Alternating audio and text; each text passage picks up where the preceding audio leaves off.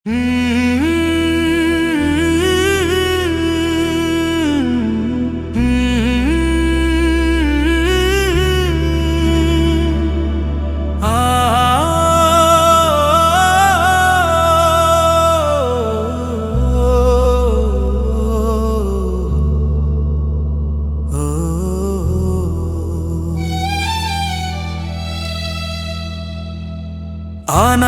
తూర్పు దేశపు జ్ఞానులు యేసయ్యకి బంగారము బొలము సాంబ్రాణి కానుకలుగా ఇచ్చారు.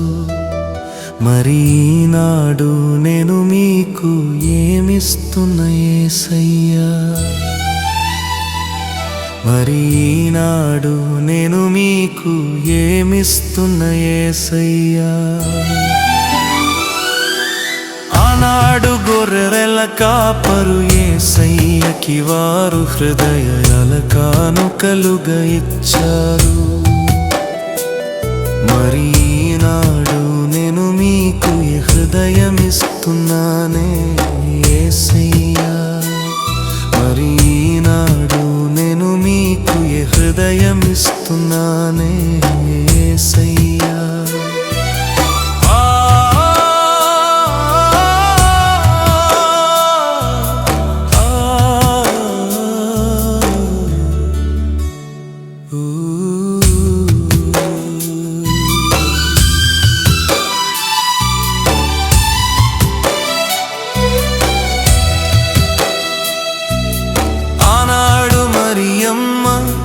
యోసేపు యేసయ్యకి వారు జీవితాలను కానుకలుగా ఇచ్చారు. మరి ఈనాడు నేను మీకు జీవితం ఇస్తున్నాను యేసయ్యా. మరియమ్మ యోసేపు వినయముతో దేవుని చిత్తానికి బహుమతులు కాదు యేసయ్యకు తమ జీవితాలనే అర్పించిరి. కాని నేడు యేసయ్య ముందుకు కానుకలు చాలనే తెస్తున్నా.